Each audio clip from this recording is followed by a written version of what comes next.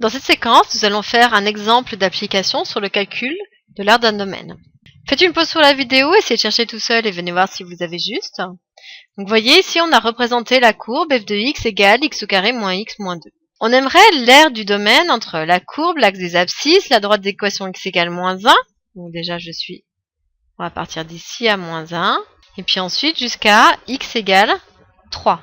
1, 2, 3, je vais jusqu'ici. Et on aimerait calculer l'aire de ce domaine. Seulement si on observe, sur ce domaine-là, la fonction n'est pas de signe constant. Elle est ici dans la partie négative et ensuite ici elle est dans la partie positive. Donc on a vu qu'au niveau de l'aire, surtout dans la partie négative, il faut faire attention. Donc on va calculer les deux parties ici. Première R, alors c'est facile, la première R à 1, puisque la fonction elle est positive, ça correspond exactement à son intégrale entre quelle borne et quelle borne. Ici je suis au niveau 2, donc je vais intégrer entre 2 et 3 ma fonction f de x dx. Mais ma fonction f c'est ici, donc x au carré moins x moins 2. Calcul des primitives. Primitive de x au carré, x3 sur 3.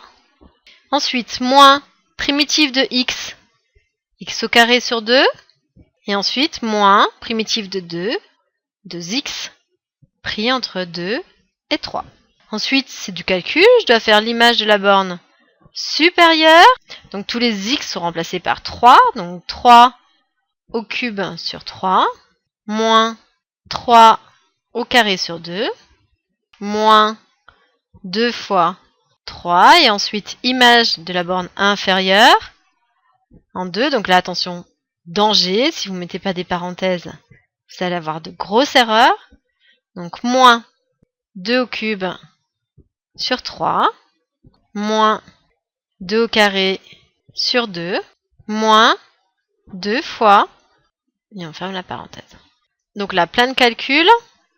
3 au cube sur 3, il reste 3 au carré, c'est-à-dire 9, moins 9 demi, moins ici 6. Ensuite, on a moins 2 au cube, donc 8 tiers.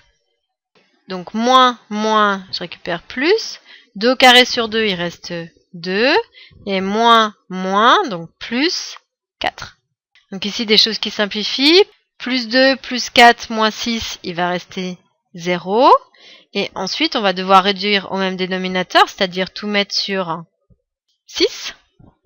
Donc 9 fois 6, 54. Ici, on va faire x 3, donc moins 27. Et ici, x 2, moins 16.